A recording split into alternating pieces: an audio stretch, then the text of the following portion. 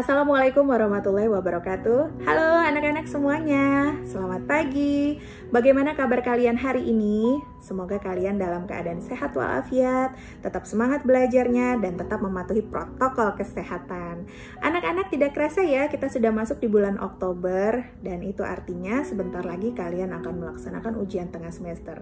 Sudah siap belum? Nah, hari ini bicara soal ujian tengah semester, Ibu akan membahas tentang manajemen waktu. Bagaimana caranya mengatur waktu dengan baik antara belajar, kemudian antara bermain dan mengerjakan tugas-tugas dari guru supaya kalian siap menghadapi ujian yang akan dilaksanakan sebentar lagi. Tetap di sini ya anak-anak.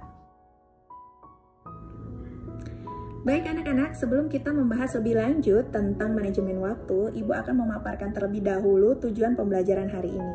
Yang pertama, diharapkan siswa dapat membuat perencanaan belajarnya, mengatur waktunya dengan baik. Kedua, siswa dapat mempraktekkan atau mengaplikasikan perencanaan manajemen waktu dengan baik dalam kehidupan sehari-hari. Anak-anak mungkin masih ada di antara kalian yang bingung apa sih sebenarnya manajemen waktu itu. Manajemen waktu merupakan perencanaan, pengorganisasian, penggerakan, dan pengawasan produktivitas waktu.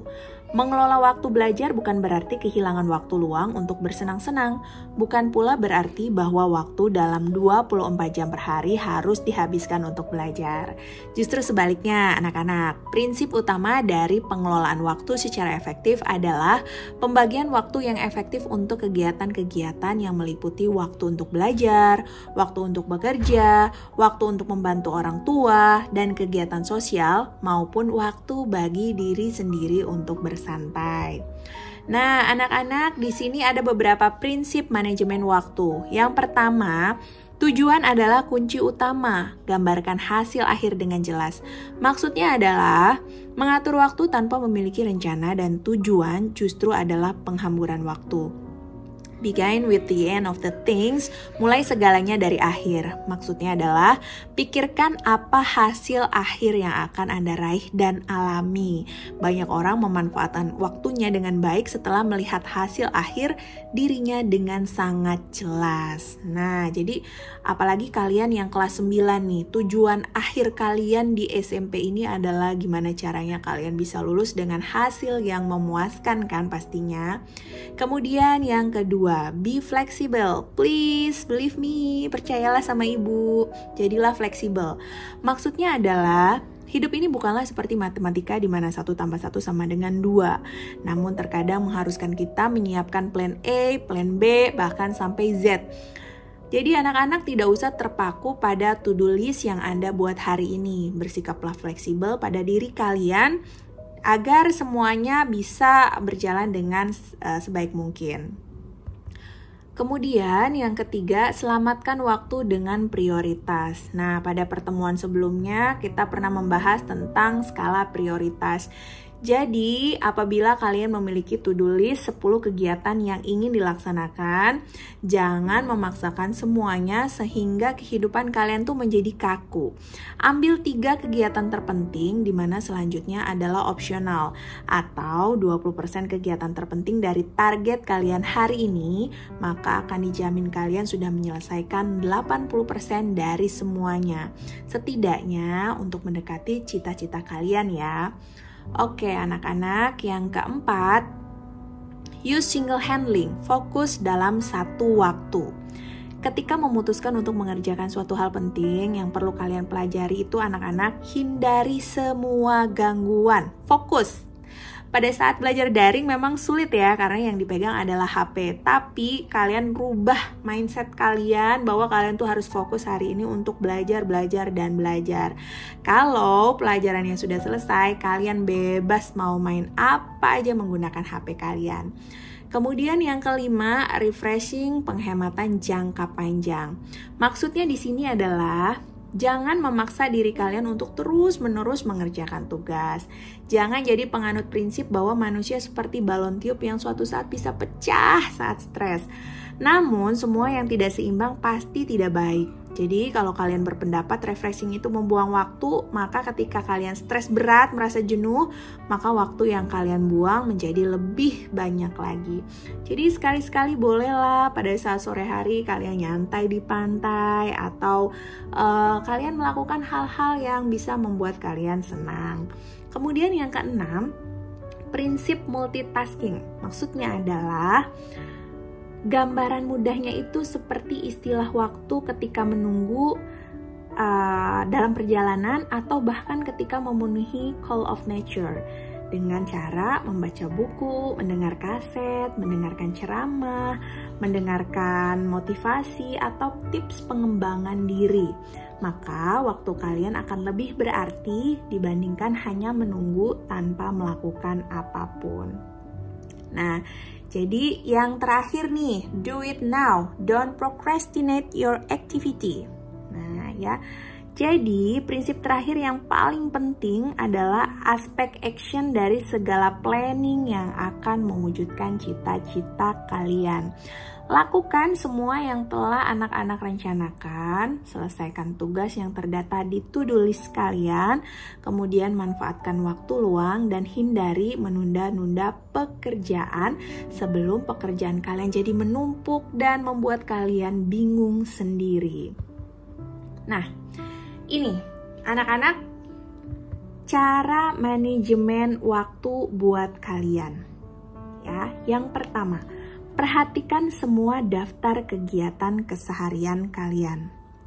Memang dalam hal apapun sebuah konsep sangatlah diperlukan. Di samping persiapan semakin matang, juga meningkatkan kualitas sebuah hasil.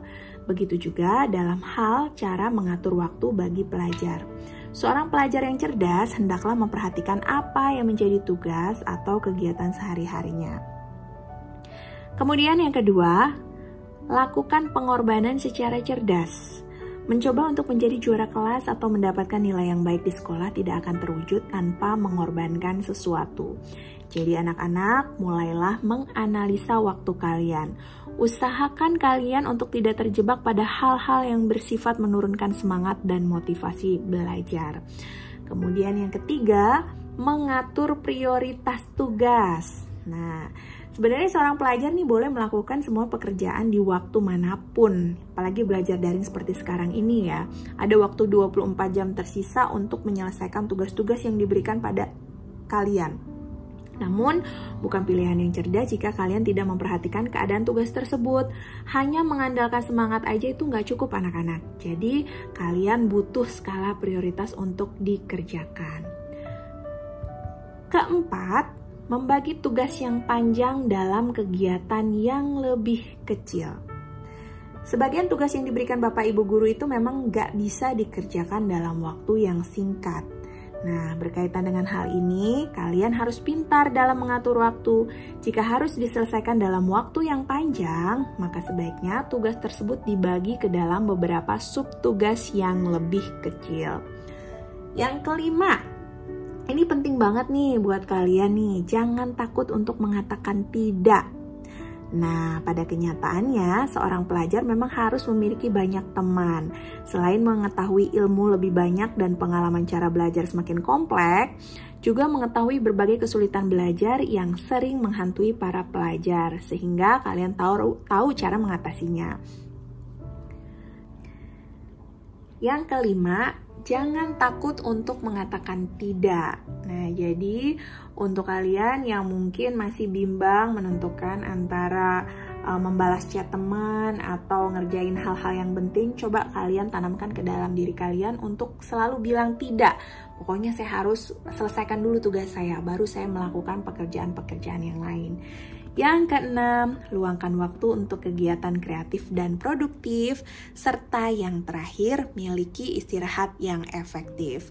Banyak di antara kalian yang membuang-buang waktu hanya untuk begadang, terus buka HP sampai malam, ngegame sampai subuh, nonton bola sampai subuh, tanpa kalian sadari bahwa kegiatan-kegiatan itu bisa menguras energi kalian, sehingga ketika kalian diberikan tugas oleh Bapak Ibu Guru, kalian udah ngerasa kecapean sendiri. Nah, mulai dari sekarang kalian harus punya pola hidup yang lebih baik. Terus juga kalian harus punya waktu untuk istirahat supaya badan kalian juga lebih fit. Oke? Nah, anak-anak, itu tadi tips tentang manajemen waktu. Ibu harapkan mulai hari ini kalian sudah mulai membuat perencanaan, mulai dari bangun tidur sampai tidur lagi, apa saja yang harus kalian lakukan. Dan kalian harus mempunyai planning setiap harinya untuk mengerjakan tugas. Jangan sampai menunda-nunda pekerjaan, karena nanti yang ada kalian akan banyak tugas yang belum terselesaikan dan itu bisa membuat kalian malas. Oke anak-anak, ibu akhiri dulu pembelajaran jarak jauh bimbingan konseling hari ini. Mudah-mudahan kita bisa ketemu lagi di lain kesempatan. Ibu akhiri, wassalamualaikum warahmatullahi wabarakatuh. Tetap sehat, tetap semangat, dan sampai jumpa.